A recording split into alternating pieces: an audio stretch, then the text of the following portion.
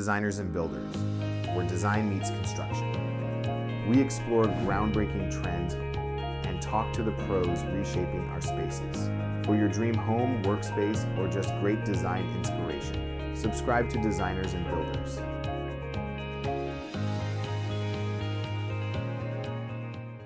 All right, welcome to a brand new episode. Today's guest is Miriam Silva Verga from Mimi and Hill. How are you, Miriam? Hi, nice to see you, Steve. Nice to see you too. Yeah, perfect. Tell us about Mimi and Hill. What do you do?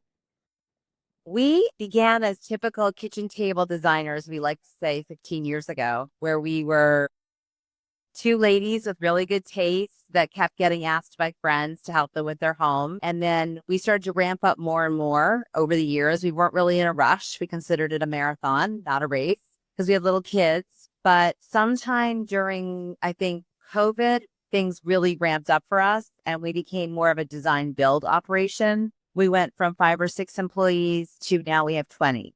Whoa. Yes. So we have learned that to really be a full service build team, there is a lot of staffing required, a lot of expertise required to really give the kind of service and level of involvement that a really good build does require. And I would say we're built up enough to really facilitate any kind of luxury build. That is incredible.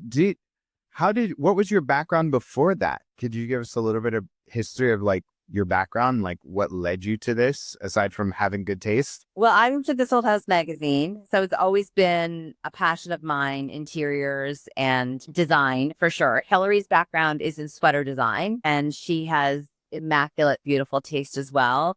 But I would say what's propelled us into this next level is definitely my entrepreneurial spirit. I am a big entrepreneur at heart. My father wasn't that good at it, but he definitely put it in me. I have a lot of hustle, a lot of desire to grow.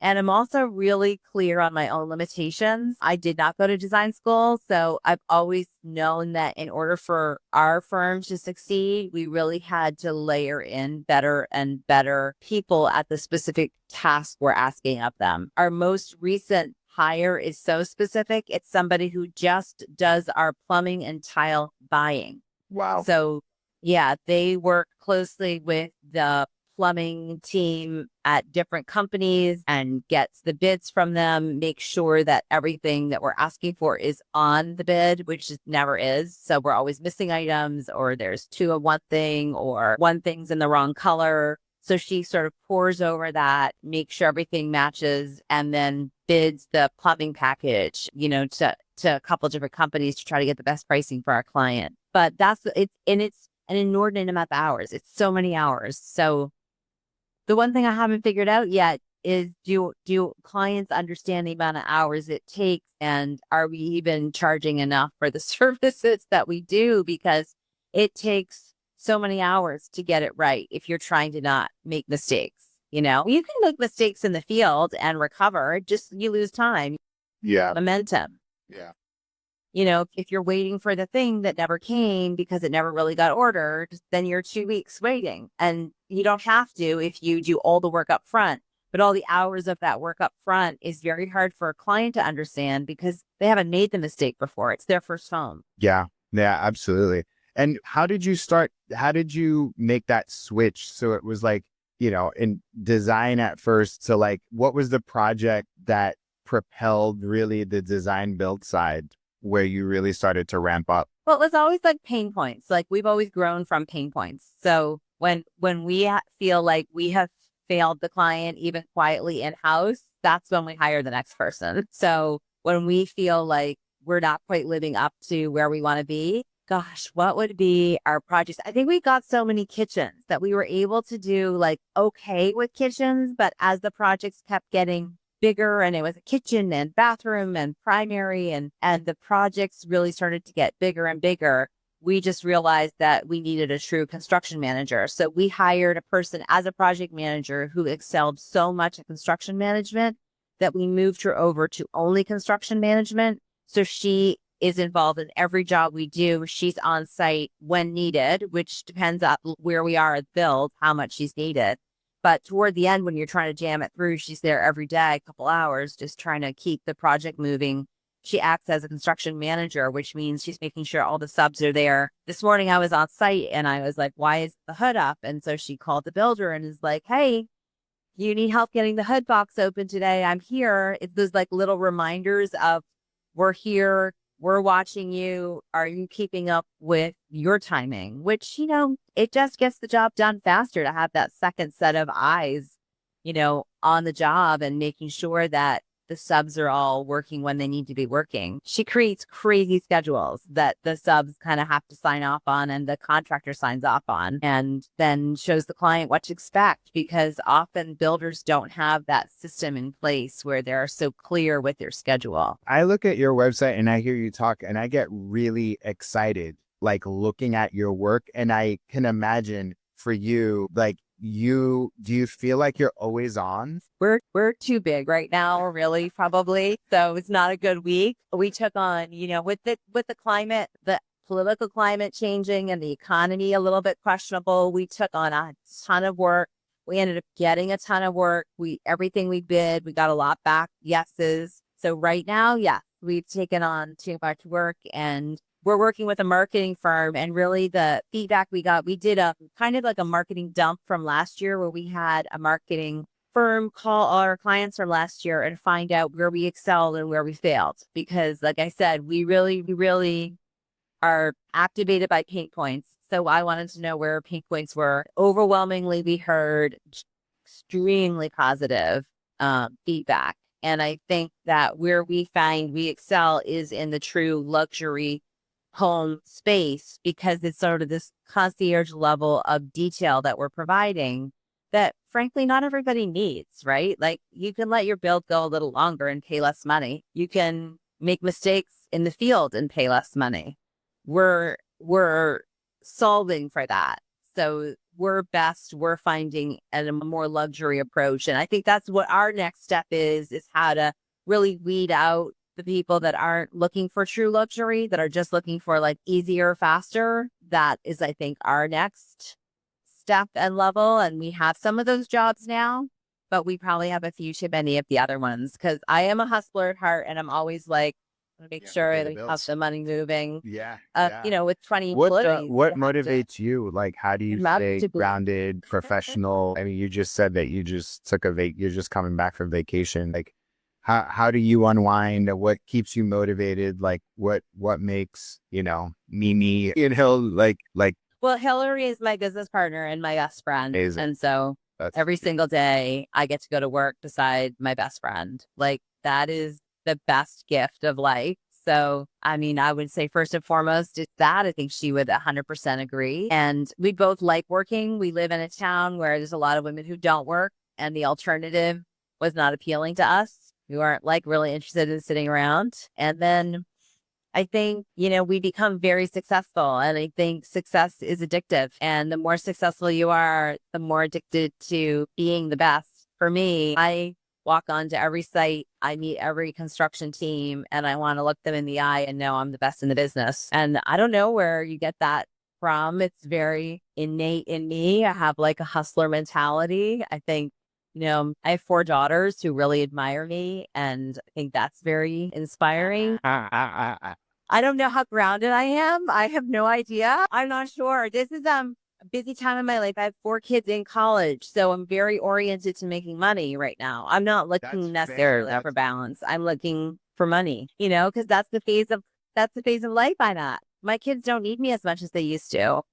We're still super close and they text me all the time, but I'm not home making peanut butter sandwiches anymore for them, So now I'm really oriented to bottom line and making sure Miriam, I'm like, successful. hyped up talking to you. This is so cool. This is so, because it's funny too, because I have younger kids and I am making the peanut butter sandwiches, but there's like this, it's a different phase, but it's not like when they were younger. Remember when they were younger, you were like, you didn't have the time to do anything because Saturday mornings were theirs. It wasn't yours. And so like, Now it's that's Right. awesome. And so now you got 20 employees. Like, what is next for you? Like, how are you looking at this coming year, election, tariffs, all?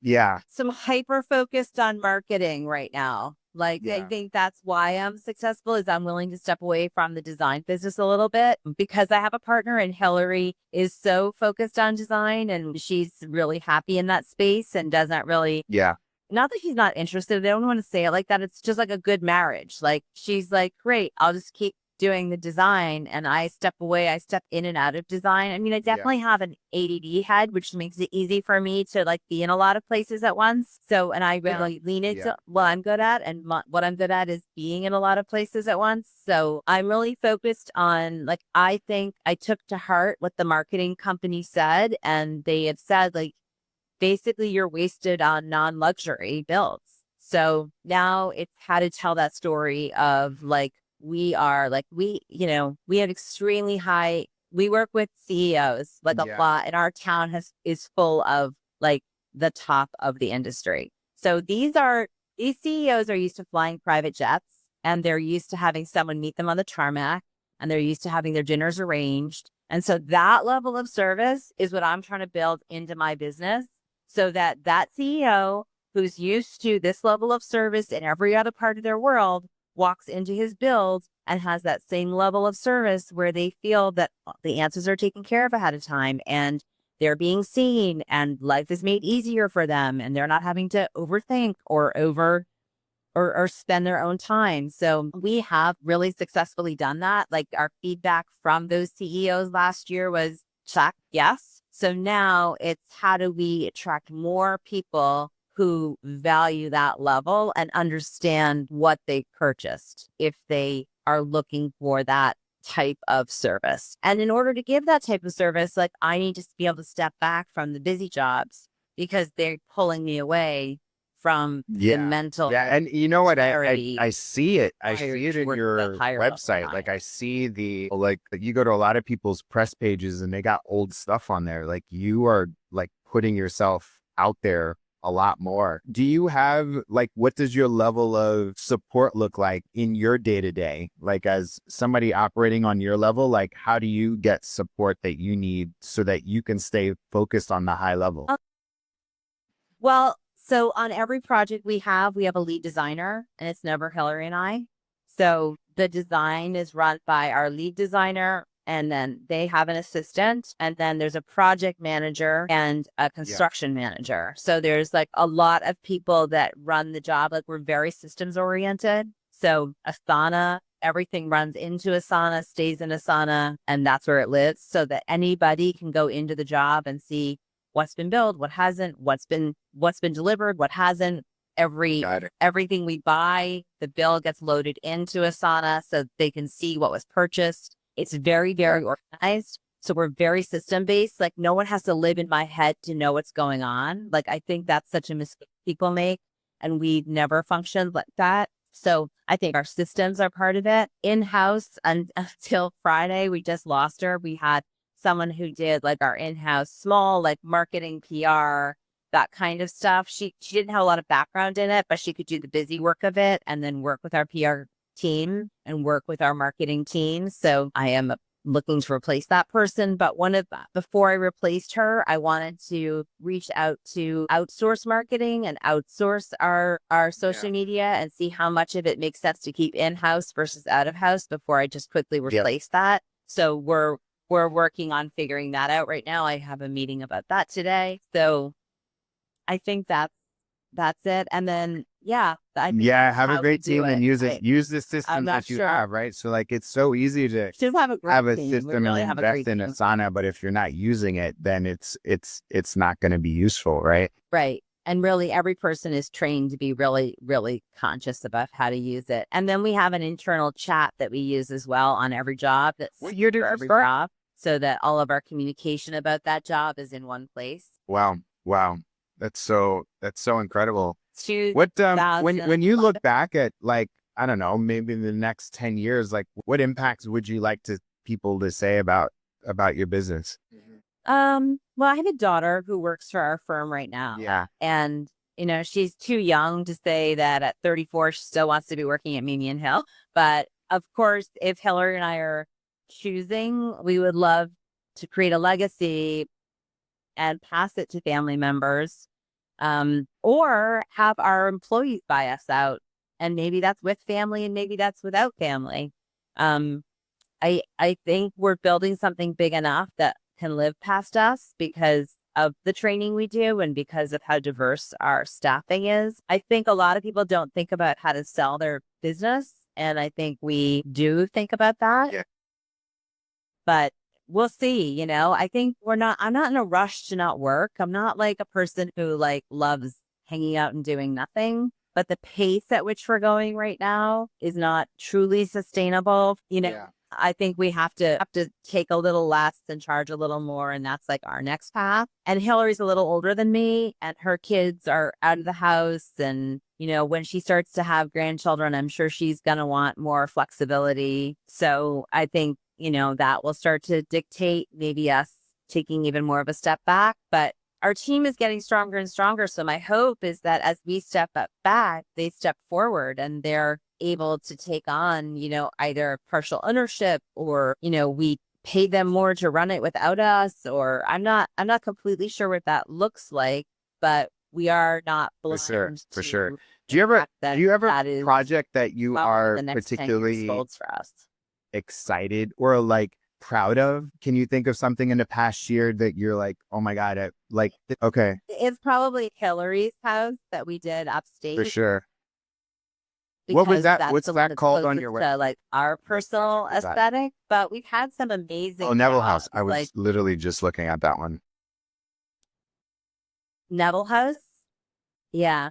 But I think like the one that propelled us next level was our home in Short Hills, which was I'm not sure what we call that one, but that was like true Yeah. next level luxury. And that was really exciting for us too. And then we have a home we just finished that was almost like no budget and not completely our style, Yeah.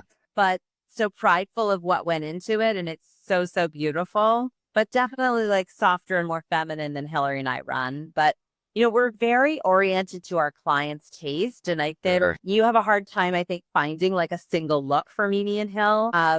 We are very invested in our client and Got it. telling their story. And my background is I have a master's in literature and I'm a storyteller at heart. So when I go to people's homes, we're so interested in who they are, who their family is, what they love, where they travel, and really trying to like express their aesthetic in a story and in a vision that vibes with the home. The architecture of the house really tells us the story. And then between the architecture of the That's house and amazing. I mean, we're so very can I ask you oriented just to about telling their Hillary's story. house? I mean, how would you describe it and have like just walk me through the process? Like, was it a Well, that in upstate New York and the Hudson Valley. And the Hudson Valley has its own vernacular, which is so cozy and vintage and also has a real mid-century vibe. And my father was like a very dapper gentleman. And loved pottery, loved studios work. And that kind of earthy, organic vibe really told the story of this house. We did a lot of auction shopping, some vintage. When we can, we would always mix vintage into new, but our clients, sometimes they don't act fast enough so that we can get to the vintage. Sometimes they don't stand sourcing vintage as well, but our favorite projects would have vintage in it as well. And that one definitely does. And then it's like a very clean, modern, a little bit moody vibe that is definitely an escape. It takes you to a time, takes you to a place, and it's a true escape. It's like it's their that country kitchen house. So countertop they get to is go there when they want to ridiculous. just I love that. check out a little and be one with nature. Yeah, it tells the story of the land. And I think that's what's so important about that house. Yeah. It's of the That's land and really, that's really. like And the earth. so, what power did you right do in there, the house? Was it like a new build, a new construction? This is a new build and it was like basically almost like a prefab that we were able to get in early and customize a lot of things on. Like the architecture couldn't change, but Yeah, we could I'm change literally landing on inside the that house. picture. So That that bar beautiful is bar with amazing the too. front hall What closet. what did Yeah. And that's really the heart of the home. That's where everyone gets up and makes their coffee in the morning. And then at night, her husband loves to tinker with cocktails, and that's where the cocktails are made. And that's really like everyone's always sneaking over to For that sure. corner, making themselves what's going to get them through the next couple hours. But in the build, that's supposed to be a front hall closet. And we pulled it off of there. We put it in the front foyer, which we lined that in wood. We clad it in wood. That was something we added to it. There's supposed to be a moment, like a table and a mirror there, and we felt Did like you that wasn't change the interior necessary. finish at all? Closet Like the there, and we so let the that bar that be whole the bar area, when you walk what in the house. material is that? So yeah, we designed it. We For had it sure. built. That's the tile we chose, countertop we chose. That's very custom. Yeah. So when we get in early, we can start to play a little bit with the layout. The biggest layout change we made, it'd be hard for me to explain to you, but they didn't have a TV on the first floor. Yeah. There was one wall that a TV could fit on, and it was supposed to be the dining side area of the house. So we switched the dining side area to be on the other side. We put a banquette on that wall so we could off center it a little bit and let you still have access to the door. And then we left the TV on the other side, moved the fireplace over there. So if you go to their website, they have it flipped around. He felt like this allowed for a TV. Like we didn't want to put a TV in front of any of the windows. That felt wrong. And it is nice to have a TV on that floor. Then we also have this great giant TV in the basement that we watch all our big movies on. But For sure. Yeah. game on It seems like you and you things spend upstairs time there and everything's too. together. This is a gathering house. Like this house easily takes, I mean, she basically built me a house. I don't know what to tell you. We snuck a little bedroom over the garage outside, and we call it the cottage. And that's where my husband and I go when we stay up there. We stay in the cottage, and it's this beautiful little studio, almost studio apartment that they built for us. We had a beach house for the first 15 years of our lives together, and they had a bedroom at our beach house. We ended up selling that. They built this, and they've given us the bedroom That's there. beautiful. It's so beautiful. That's like I honestly So like our lives are kind of the very dream, like to be able intertwined. to Like like our do children business with your business together, partner. best friends. And I'm like on your website, and I'm looking at the your list of services, like, and I'm like, this has you written all over it. Like we haven't been talking that long, but like I can see the hustle, and I can see the drive, and I appreciate that a lot. So congrats on what you've built and what you've accomplished. It's a lot to be proud of. Thank you. We really started the business almost just to get ourselves like out of the house a little as stay-at-home moms, and then just enjoy the process of business building so much. And really, we're genuinely curious, interested people, and we really love to solve problems. What do you think is like one of the big I was literally about to in the ask you if built there's industry anything that you I would could help say you with, or it like we hasn't been can solved for brainstorm yet? on. I mean, and maybe it'll come out, and I can answer that as well. But like, what is something that's top of mind that you're losing sleep over, that I can like, that we can just jam out for like 5 minutes, the last 5 minutes of the podcast? Like, what is something that you're thinking? Well, this is the thing that bothers me the most, that I wish we could educate people on the best. And Yes. that is that you cannot get an estimate until your project is designed.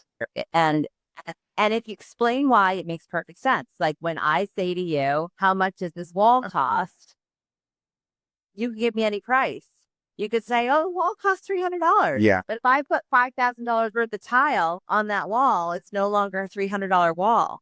So I think that the thing I would really emphasize for people is that you cannot know the cost of your build until it's designed. And if you don't care and you're willing to live in a world of it could be from this to this, okay. But if you're really trying to analyze ahead of time what you're going to spend on a build and what your ROI is, you have to go through the long process of designing it first. And we had a client who had a $700,000 end cost. Like, I am only going to spend $700,000. And I said, if that is your priority, then we will design the whole thing. And then we will go out to contractors and we will get bids based on our design. And then we will shave the design down until we get to your $700,000. That is exactly what we did. And that is exactly what he spent. But the only way to do that is if it's fully designed ahead of time. And nobody wants to spend the time to do that. They start with the architect or they start with the builder. Yeah. And that And I understand the temptation. They feel like the most important people on the build, and they are so important. But I met with a client last week. We do these great design happy hours where you can meet with us for an hour and like pick our brains, and it's like a flat fee. So she did that and she said, "Oh, this is my build. I wanted to spend around $1 million. I think it's got to be more like 2 million." And I said, "Oh, it's definitely more like 2 million." I went to bed that night and I said, "This is at Yeah. least a $3 million build." I sent it to my 2 builder friends who work in that area. I Wow. said, "Am I wrong to think this is 3 million?" And they both wrote me back, "Absolutely not. That's 3 million." And she's already gone through the architect. Like, I feel like the best scenario is you do a round one with an architect, you take it to a designer. The Yeah. designer tells you what they typically spend on projects this size, the look you want, what you show the designer. They run it past their Yeah. builders, Yeah. and then you start to hone in on, okay, this is a $1 million belt. This is a $2 million belt. This is a $3 million belt. Because Yeah. I think right now, there's just the numbers are just people are making them up and they have no idea. And they're not bringing in a team to figure it out. And I think like you can just go to a Absolutely. designer Absolutely. and figure so much out, but you cannot just go to an architect or you cannot just go to a builder because we're the ones They're not buying building it the yet. Well, space. Like, why do you they think buy the what you builder tell them to knows how buy much your based off of tile your budget, costs? He right? didn't And buy it. so, He didn't yeah, pay for it. it's really interesting. So it kind of sounds like the challenge is like educating people more on. And do you feel? Right. Yeah. I really feel like there's a lack of education in this industry, and it's your biggest Yeah. investment you ever make. And to not put the time in to understand how you're Do you spending do you the most do money you you ever think it is? spend in your life, You think the solution is like, so baffled by it. somebody comes to your website and they go through either like a questionnaire and then like you help gather some information and then right before they get to you, you're like, okay, the first step is this. First we design and you do it like you charge for that, correct? Yeah. We do charge for design, but what we do is we have this kind of flat fee where you can kind of pick our brains for a minute with your architect plans, and we can say, look, a kitchen this size typically like Yeah. between 200 and 300,000. We keep every number. Like we have a meticulous bookkeeper who works at house with us, who's our business manager as well. So we do deep dives backwards into the projects we've done. And I can tell you, oh, typically, our bathrooms are running between this and this, and our kitchens are running between this and this. And we can sort of start to add up those numbers for you. But like I had someone come to me with a $4 million bill and said, I'd love for you to design it. But my husband's spending $4 million and he doesn't really want to spend more than that. So I need to stay within that For budget. sure. And I said, well, I can't tell you I can stay within that budget until you show me what your allowances are. This builder, $4 million, she didn't know her allowances. How do you not? I said, show me your contract. I went through her contract with her. Her husband sent it to me by email while she was sitting in front of me. And I said, It's not a lot. you have allowances for $8 a square foot tile. $8. I'm like, that's the number that I can't, is ceramic, is Home Depot, is maybe like there's some tile bar that was cute, that was like fine. But like, I'm like, have you never done a renovation? She said, no, I did. I did my primary bathroom and I spent $130 a square foot on my tile in my primary. I'm like, I'm sure you did. You seem like you have very fancy taste. You want a $4 million house. But how for $8 square foot budget for tile are you achieving that look and not going over budget? I'm like, I said, I'm sorry, I can't take this job. I can't assure you I can do what you're asking of me. That is not something I can tell you. And so I feel like there's this whole like education missing. To spend $4 million, sign a contract, $4 million on a house and not have it ingrained in your head what your allowances are. And it was like $50,000 for millwork. So on a high level, it sounds like if there was some level of education, either video or written or something that walks people through a process so that they arrive at highball, like a broad estimate before getting to you. Do you feel like that would potentially solve that problem? Yeah, I think figuring out like what, like, if you're looking for a look like ours and you like having a sense of what your square foot costs are in your millwork areas, what your square foot costs are in your bathroom areas, in your kitchen areas, so that every time you sit with your architect and make that kitchen bigger, you can figure out, okay, well, I just added, 10 square feet to my kitchen. A kitchen is maybe $400 a square foot. I just added $40,000 to my job. Do I want to? Or And it helps you make better decisions, with which clients then it saves time. I'm going to be happy with that. Yeah. Because it's very It's free easy for for him. the Yeah. architect. And he already got It's paid. getting bigger Yeah, and yeah, bigger yeah. and bigger. When it Yeah, doesn't or cost her. him Yeah. anything. It was free Um, for him That's great. Thank you so much, Miriam, for your time, or your her. story. It's really inspiring. I'm really glad that I got the chance to talk to you.